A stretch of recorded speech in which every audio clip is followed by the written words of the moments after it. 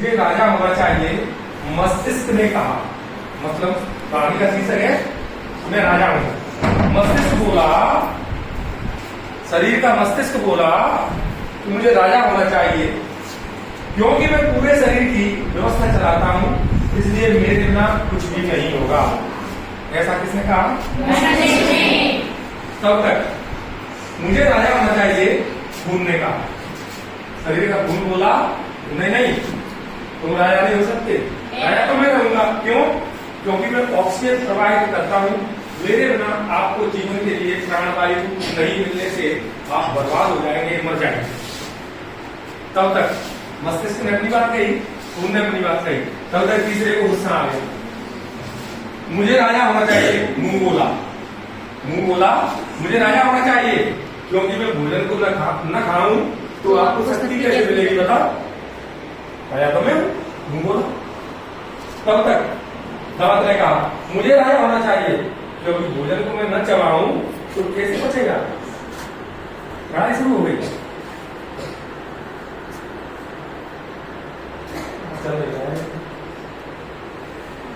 तब तक पेट बोला मुझे राजा होना चाहिए क्योंकि मैं भोजन को पचाने की प्रक्रिया करता हूं और आप सभी को ऊर्जा देता हूं। बात पेट की खत्म ही नहीं हो पाई, तब तक अगला चिल्लाया। पैर बोले हमें राजा होना चाहिए क्योंकि हम जहां कहीं भी जाने की आवश्यकता होती है वहां शरीर को हम ही ले जाते हैं।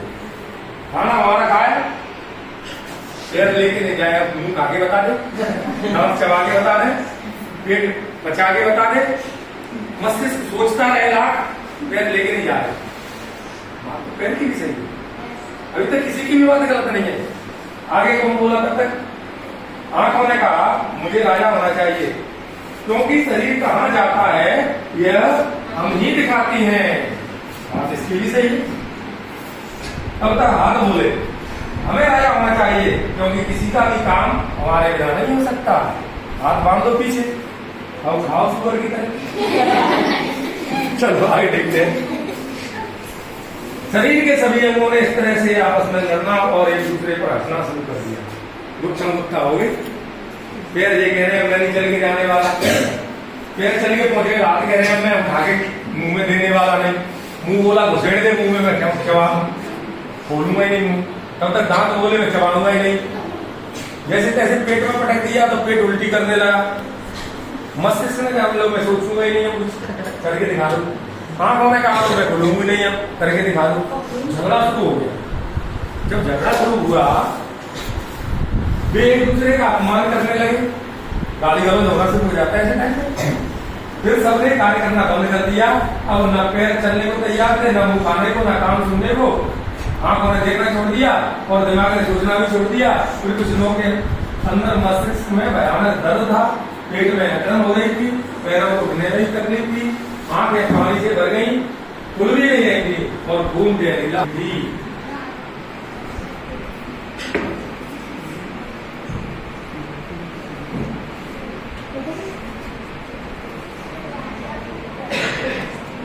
क्या कह रहे थे? हाँ क्या कह रहे थे?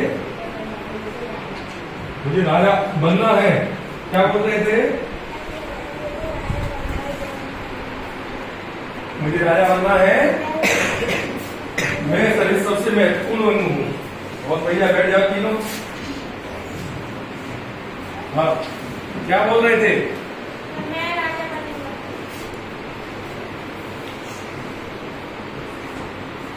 हमारे पीछे। हाँ क्या बोल रहे थे? क्या बोल रहे थे अंग? किस बात की लड़ाई थी? चलो कोई याद नहीं। हाँ बोलो क्या कह रहे? मुझे राजा बनना चाहिए। मुझे राजा बनना चाहिए।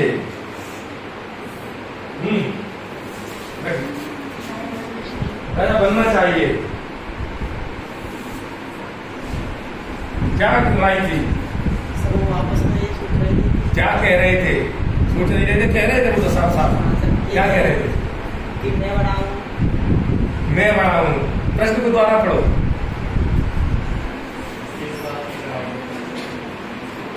क्या कह रहे थे? हाँ बताओ।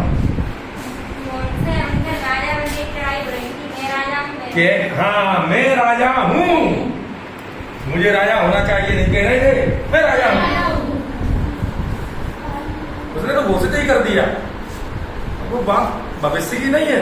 उसने देखा मैं ही आज ही राजा हूँ, गुंजाइश ही नहीं छोड़ी कुछ भी। राजा होना चाहिए या मैं राजा बनूंगा तो थोड़ी गुंजाइश है अभी। कोई ये तो पूछ लेगा लौटे तू भैया क्यों बनेगा, ऐसी तुम में क्या विशेषता है। उसने तो घोषणा ही कर दी कि मैं ही राजा, अब तुम बोल के देखो। तो इसमें अंतर है थोड़ा सा, मैं राजा हूँ और मैं राजा बनूंगा, मतलब वर्तमान में नहीं है। कितनों को लगता है कि लड़ाई सही थी, कितनों को लगता है कि लड़ाई बिल्कुल गलत भी नहीं होनी चाहिए थी। कितनों को लगता है कि जो हम लड़ रहे थे वो लड़ाई गलत थी, बिल्कुल नहीं होनी चाहिए थी। कैसे आप बताओ?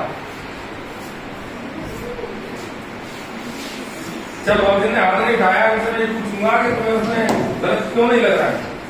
चलो तुम बता, तुम्हें सही लग रही थी लड़ाई, बताओ प्रश्न क्या है? क्या है लड़ाई सही थी?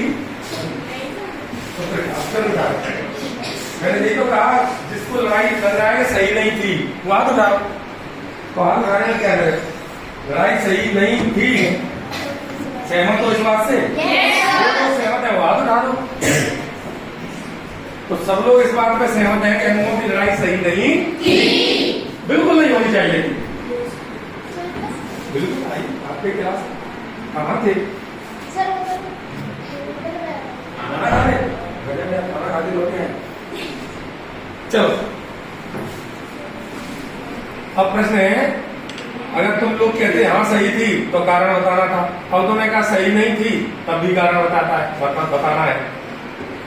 तो कौन बताएगा कि इस वजह से लड़ाई गलत थी? कौन हाथ रहा? 3 ही हाथ उठ रहे, 3.5 मुझे दिखे तो कम से कम ऐसे। चलो राधा बताओ पहले राधा फिर जना हुआ। हाँ राधा। सर उनमें लड़ाई हुई थी तो पूरा शरीर ही बंद हो गया काम करना, इसलिए गलत थी कि उनकी लड़ाई की वजह से शरीर काम करना बंद कर गया। बहुत बढ़िया, तुम बताओ। उन सभी अंगों को अहंकार आ गया था जो नहीं आना चाहिए था। बहुत बढ़िया, बहुत बढ़िया। प्रियांशु 2 हाथ और उठे थे, उनसे भी पूछूंगा।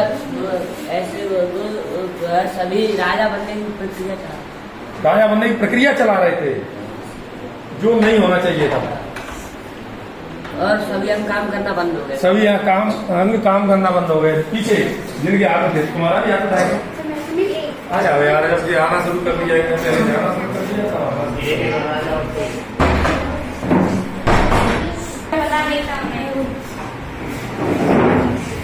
तुमने बताया कि ये लड़ाई सही नहीं थी, तुम्हारी नजर में ये लड़ाई गलत क्यों है? नहीं नीचे वाला नहीं, लड़ाई सही नहीं लगी तुम्हें, गलत थी तुम्हारी नजर में, गलत।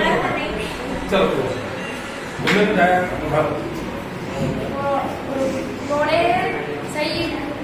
सही किया नहीं, उन्होंने अहंकार आ गया तो पूरा शरीर ही नष्ट हो गया था, नाई का पैरों में चलने में तकलीफ हो रही थी, आंखें खुल नहीं रही थी, पानी बह रहा था।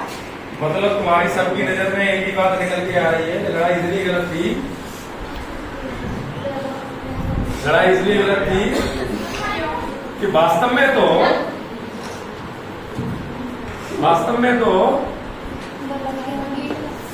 सब एक दूसरे के पूरक हैं। कोई भी ऐसा नहीं है जो अकेला काम करे, सब एक दूसरे के पूरक हैं। किसी एक से काम नहीं चल सकता और किसी एक के बिना भी काम नहीं हो सकता। बहुत अच्छे। इसी तरह परिवार और समाज में हम भी अपनी जरूरतों को पूरा करने के लिए क्या एक दूसरे पर निर्भर नहीं है ना? जिस प्रकार से अपना शरीर जो है ना, उसका हर एक अंग का उतना ही महत्व है जितना दूसरे का। क्या हमारे शरीर में जैसे अंगों का महत्व है, वैसे हमारे घर में, परिवार में या समाज में हर व्यक्ति का, हर काम करने वाले का महत्व बराबर है या नहीं है? सब लोग सहमत है इस बात से? तो ध्यान हो तो एक दिन मैंने तुमसे कही थी कि तुम किसी दुकानदार से अपन सामान लेने जाते हैं तो बस एक ही दिमाग में बात रहती है ये जाना कितना कमा रहा है, जबकि वो सेवा दे रहा है तुम्हें व्यवस्था दे रहा है। यहाँ से ऑटो वाला रोज ऑटो से तुम्हें ला रहा है, ले जा रहा है, उसके बदले कुछ पैसे ले रहा है, तो अपने दिमाग में एक ही बात है, बहुत कमा रहा है। बहुत नहीं कमा रहा है, तुम्हारी सेवा दे रहा है, वो तुम्हारी सेवा कर रहा है, तो उसका भी महत्व है। तो सब चीजों का महत्व होता है। आगे बढ़ते हैं। अगला पॉइंट, अक्सर हम केवल अपने मित्रों रिश्तेदारों को ही परिवार का को ही अपना समाज मान लेते हैं, पर ऐसा नहीं है। हमें हमारे जीवन के हर एक स्तर पर अनेक व्यक्तियों का सहयोग लेना पड़ता है। जैसे मैंने अभी उदाहरण दिया, आपको कोई ऑटो वाला या रिक्शे वाला ले जाता है, उसने सहयोग किया। पंचर जुड़वाने गए तो पंचर वाले ने सहयोग किया कि नहीं किया? पैसे लिए, एवज में पैसे दिए तुमने, लेकिन सहयोग तो हुआ। Yes sir. तो इस प्रकार से जिनको अपन जानते हैं या हमारे घर परिवार के जो लोग हैं वो ही हमारा सहयोग नहीं करते, जाने अनजाने जाने कितने लोग सहयोग करते हैं। अब सुन लो, कौन पढ़ के सुनाएगा? शिक्षक विद्यार्थियों को कहे कि वे अपनी दिनचर्या में किन किन लोगों से मुलाकात करते हैं और उनके बारे में सोचें।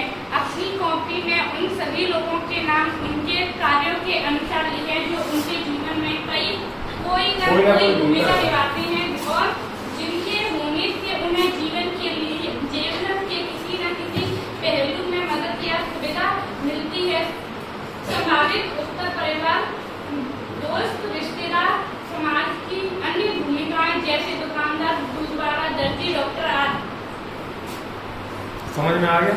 Yes sir. लेकिन लिखने की जरूरत नहीं है, तुमको सोच की जगह 2 मिनट सोचो, उसके बाद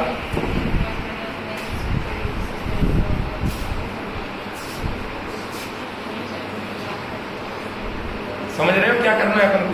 तुम नाम बोलोगे, मैं यहाँ इस पे लिख दूंगा, ठीक है?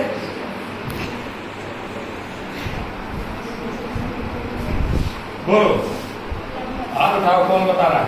चलो, प्लम्बर,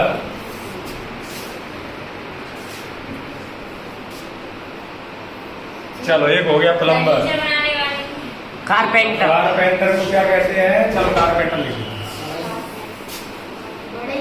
चलो एक ही बात है। मोटर, पोर्टर, क्या?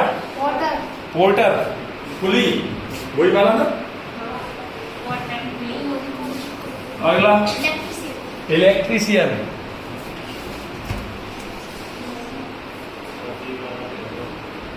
सब्जी वाला, कौन?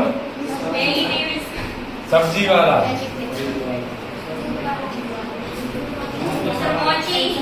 मोची, दूध वाला बोल दिया तुमने। और बोलो, डॉक्टर, टीचर, सब एक तरह से। टीचर, पुलिस, स्वीपर, वकील, ड्राइवर। टीचर लिख दिया ना, देख के बोलो। चलो काफी, चलो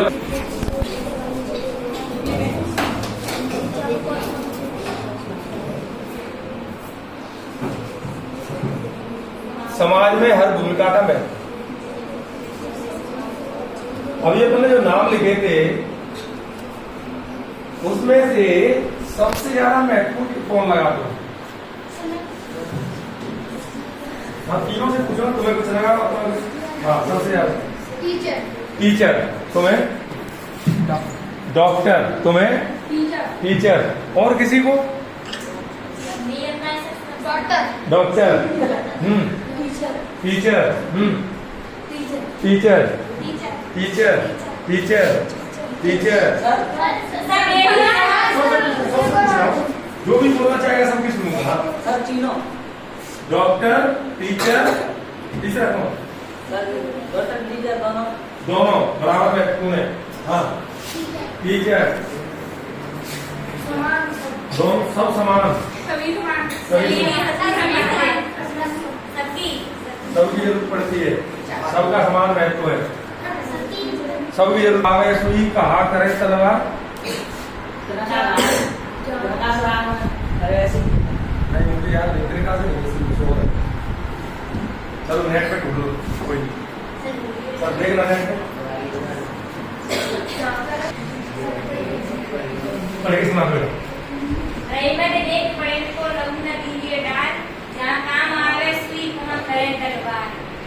रहीमन देख बड़े को लघु लघु माने छोटे लघु न दीजिए दार दार मतलब पटक मत दिए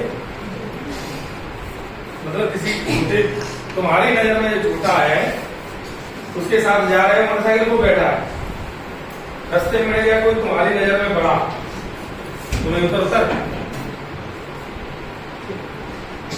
उनको भी डालूंगा तो डाल दी है या जो भी तुम्हारे नजर में उतर जा क्योंकि काम कर रही है। और रहीम जी क्या कह रहे रहीमन देख बड़े को लघु मतलब छोटे लघु न दीजिए डार जहां शाम आवे सुई कहा करे तो इसमें अपने बात कर ली किसी को कुछ कहना है इसके बारे में जी मन में कुछ रह गया हो नहीं सर ये वाली बात सही नहीं है। कुछ लोगों को लग रहा था कि शिक्षक सबसे ज्यादा इम्पोर्टेंट है कुछ को लग रहा था डॉक्टर सबसे ज्यादा इम्पोर्टेंट है कुछ कह रहे नहीं सब बराबर है। हाँ विश्लेषण कोई बताएगा विश्लेषण वाले क्या होता जी बच्चे को पता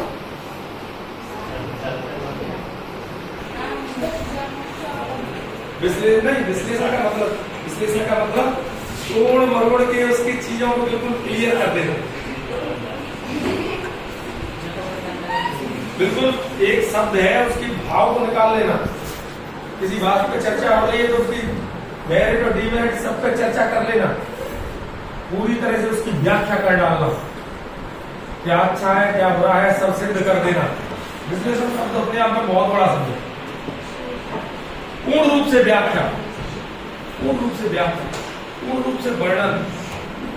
चलो बात पूछे वैसे तो इसकी चर्चा हो गई है जैसे मैंने पंचर वाले का कहा जंगल में जा रहे हैं पंचर वाला है नहीं तो क्या करें बैठ कम है क्या करें बैठ कम है पूछ के बोला है पंचर वाला या किसी भी एक को एक नाम लिख देते हैं भैया लो मैंने लिख दिया यहां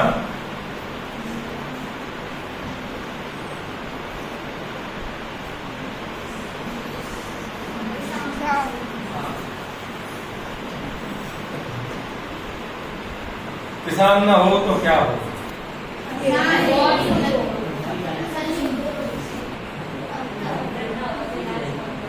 डॉक्टर ना हो जितने भी नाम अपने लिखे थे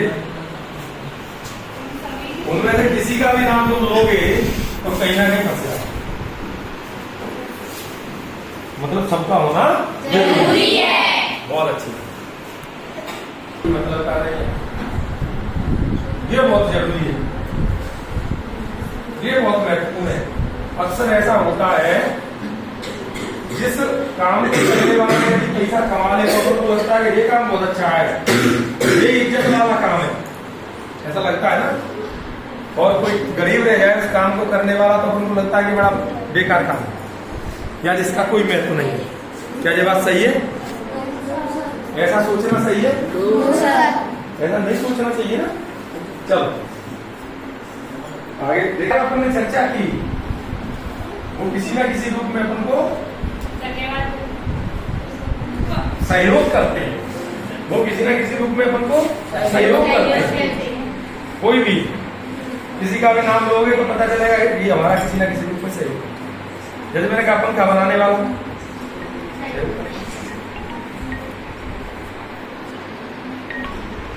और उसके सोचने के बाद अपने मन में ये सोचूं कि मुझे वो वाला व्यक्ति जिसने ऐसा ऐसा किया था वो मिल जाए तो मैं उसको एक बार धन्यवाद कहना चाहूंगा। सोचो जो अपने अभी नाम सोचे थे या तुम्हारे मन में कोई भी हो या कभी किसी ने सहयोग किया हो और तुम्हारे मन में सोचो उसके बारे में कि उसने मेरे साथ ऐसा किया था या कोई ऐसा कर रहा था या किसी वैज्ञानिक ने घटना ऐसा किया वो मुझे मिल जाए तो मैं इसको धन्यवाद दूं। ऐसा कोई व्यक्ति तुम्हारे दिमाग में है? हेल्थ एंड वेलनेस प्रोग्राम बनाया है जिसमें वो एक बार मिल जाए तो उससे धन्यवाद। क्या बात है, क्या बात है।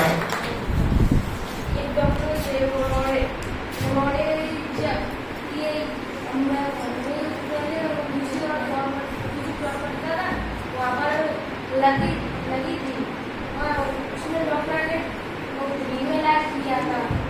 वो उसका पर ट्रांसफॉर्म हो गया था, वो मिल जाए उसका धन्यवाद करूँगा। मुसीबत में उसका नहीं। बहुत बढ़िया। और किसी के पास एक मैम थी, मेरे को एक कुछ बात समझ में नहीं आ रही थी, तो मैंने मैम से बोला मैम मैं कंफ्यूजन हो रहा हूँ इसलिए ये बात है मेरी।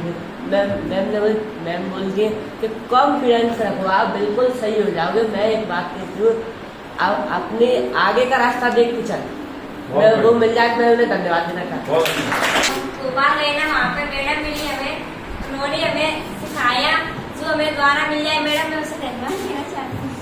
और किसी के मन में कुछ? आदि नहीं आगे चाचा। हाँ तो चाचा जी को बोल दो, खड़े हो जाओ। खड़े हो जाओ। हाँ मैं चाचा जी को धन्यवाद कहना चाहती हूँ। क्यों? क्योंकि वो मुझे रोज स्कूल छोड़ने आते हैं। ये हुई ना बात। धन्यवाद अपने साथी और हमारे प्राचार्य जी प्रिंसिपल सर को धन्यवाद देना चाहता हूँ कि इतने अच्छे माहौल में शिक्षा दे रहे हैं और हमें सिखा रहे हैं, तो मैं उनको धन्यवाद देना चाहता हूँ। मैं धन्यवाद देना चाहूंगा सब बच्चों को और अपने साथियों को कि वो मुझे सुनने को और इस कार्यक्रम को आगे बढ़ाने में मेरा सहयोग कर रहे हैं। सभी को बहुत बहुत धन्यवाद। अब अपन दो चीजों पे बात कर रहे थे शुरू में, उद्देश्य क्या थे जाने? धन्यवाद देना सीखेंगे और समाज में हर व्यक्ति की भूमिका को समझेंगे। तो आज अपन इस निष्कर्ष पर पहुंचे कि हमारे शरीर में जिस प्रकार से हर अंग का महत्व बराबर है, चाहे वो मस्तिष्क हो चाहे पैर हो, उसी प्रकार हमारे समाज में हर व्यक्ति का महत्व भी बराबर है। चाहे वो कोई भी कर्म करता हो, कोई भी कार्य करता हो, सभी ये कार्य हमारे लिए उपयोगी है। हमें सभी को सम्मान बराबर देना है। भला व्यक्ति ये काम करता है, भला व्यक्ति ये काम करता है, तो इस वजह से उसका सम्मान कम नहीं हो जाता।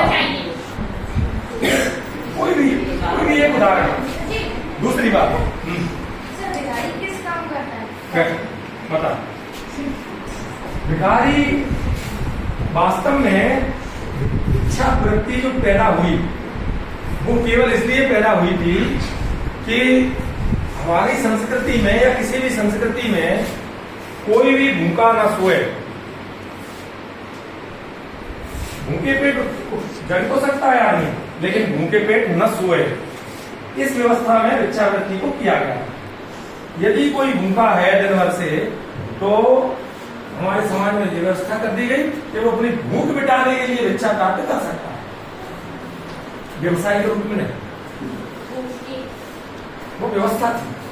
हमें सब समान है, सबको हम समान रूप से देखेंगे, सबको समान इज्जत देंगे। दूसरी बात क्या है कि जब भी हमारे साथ कोई अच्छा व्यवहार करता है या हमारा सहयोग करता है, तो हमें उसे जरूर धन्यवाद देना चाहिए और कोशिश करें कि जरूर धन्यवाद दें। हमारे घर में तो हमारे बच्चे थैंक यू पापा, thank you mummy, thank you दीदी, थैंक यू भैया बोलते हैं, और मैं भी अपने बच्चों से थैंक यू बोलता हूँ। जैसे पानी मंगाया उसने दिया, मैं थैंक यू।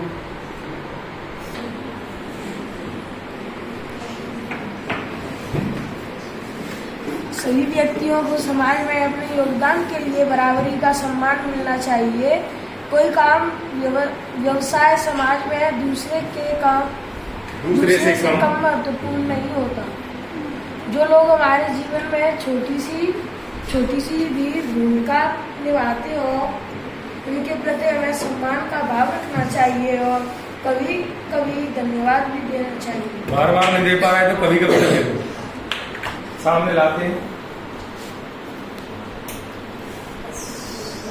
चित्र ला रहा हूं मैं सामने, ठीक है। ये सोशल वेव का चित्र है। ये तुम हो, ये पड़ोसी है, ये परिवार के लोग हैं, ये दोस्त और साथी हैं, ये विद्यालय है। किसका महत्व कम है इसमें से?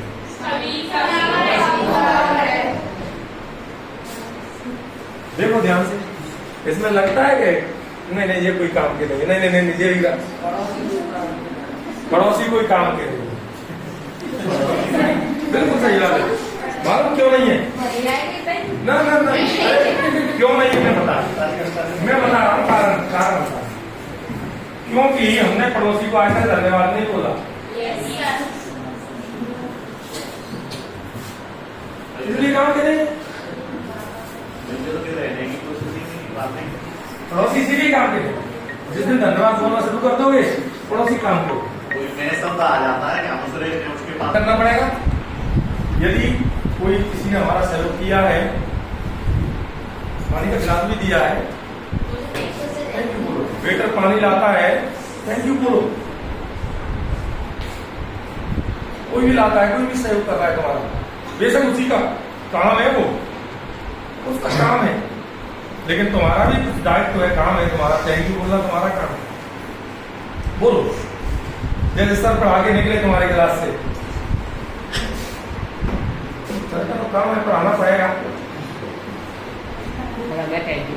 बोलना चाहिए, बोलना चाहिए। जैसे उसने बोला मेरे चाचा छोड़ने आते हैं, मैं चाचा को थैंक यू बोलना चाहूंगी। पापा छोड़ने आए, चाचा छोड़ने आए, मम्मी छोड़ने आए, थैंक यू बोलना चाहिए।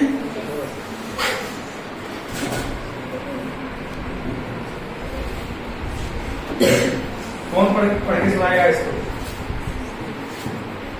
इधर से मैं कक्षा 7-8 वालों में सोच रहा हूँ कोई पढ़े। तुम दूसरी लाइन पढ़ो, ऊपर वाली थी। अगले सत्र में सत्र में आने से पहले सभी विद्यार्थियों को सूची में लिखे गए व्यक्ति को धन्यवाद कहने के लिए कहें। वे चाहें तो अन्य लोगों को भी धन्यवाद दे सकते हैं। मतलब समझ में आ गया? अगले मंगलवार तक सब लोग ये काम करेंगे जो होमवर्क हो गया, और ध्यान रखेंगे हमने किस किस को धन्यवाद बोला, फिर अपन शेयर करेंगे यहाँ पे। सब लोग आएंगे और बताएंगे सर मैंने इसको बोला था, दूसरा मैंने इनको बोला था, मेरे मम्मी को बोला, मेरे पापा को बोला, मेरे चाचा को बोला। सोने से पहले रोज दिन भर की गतिविधियों को का मूल्यांकन करें और उस दिन के सबसे अच्छे पल के लिए जिम्मेदार व्यक्ति को अगले दिन धन्यवाद दें। समझ में आई बात? संध्या ध्यान, संध्या ध्यान। दिन भर की गतिविधियों को शाम को सोचो, उसमें से लिस्ट बनाओ, ये अच्छी है, ये खराब है, अच्छी वाली दोहरानी है, खराब वाली को खत्म कर देना है। अब इसमें एक लाइन और जुड़ गई, तुम्हें लगा कि आज ये व्यक्ति हमारे लिए सबसे ज्यादा महत्वपूर्ण था, हम धन्यवाद नहीं बोल पाए थे, अगले दिन बोलना है। अरे कल आपने मेरे साथ ऐसा किया था, मुझे रात को ध्यान आया, आपने बहुत अच्छा किया था, इसके लिए मैं तहे दिल से आपको शुक्रिया बोलने आया हूँ, या मैं आपको धन्यवाद देना चाह रहा हूँ। मैं आपको कुछ भी जैसा आपका सुन लो। सागर में एक बूंद समान, ये शीर्षक है, इसका टाइटल है, कभी सोचती हूं मैं कर रही हूं जो कार्य है सागर में एक बूंद के समान। मदर टेरेसा के बारे में सुना है तुम लोगों को? किस किस को मदर टेरेसा के बारे में नहीं पता? कोई हाँ देखिए, मदर टेरेसा एक विदेशी महिला थी, यूरोप की किसी कंट्री का नाम मुझे याद नहीं आ रहा है।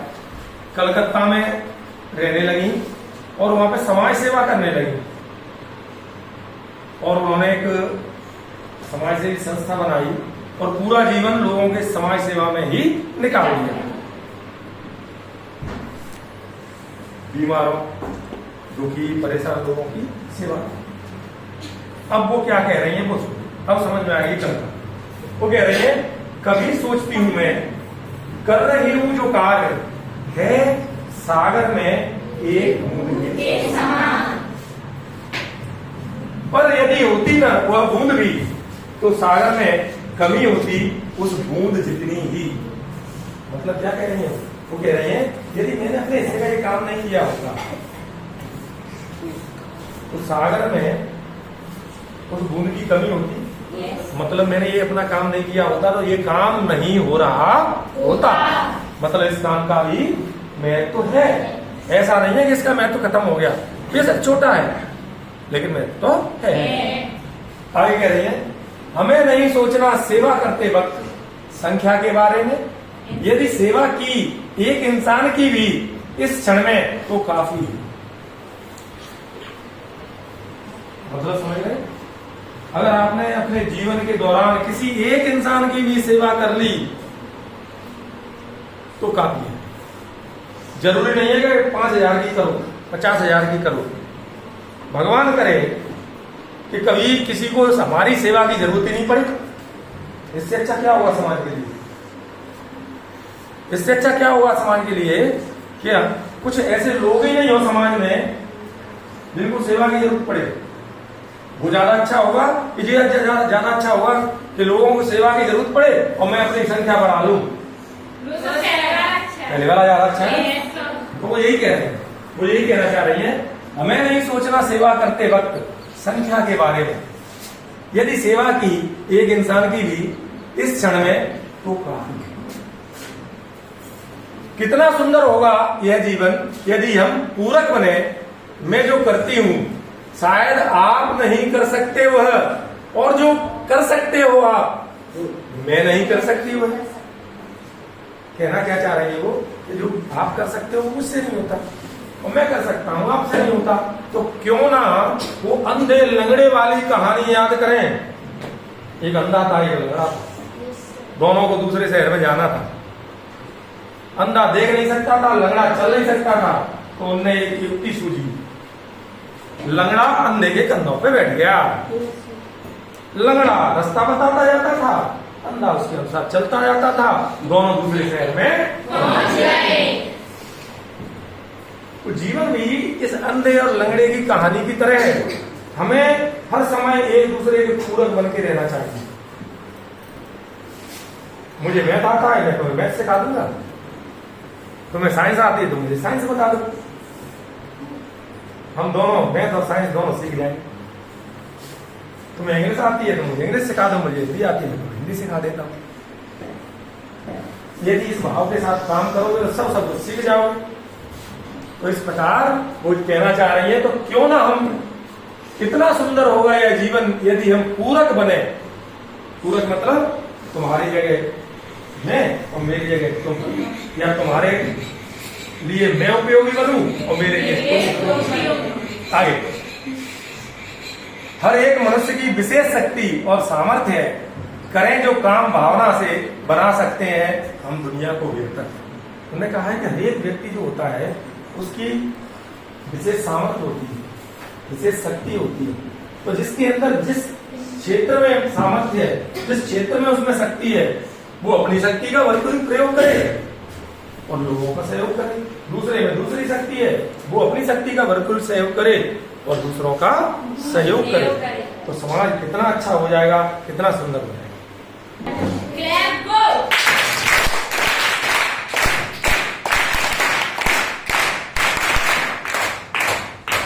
अब तुम लोगों के लिए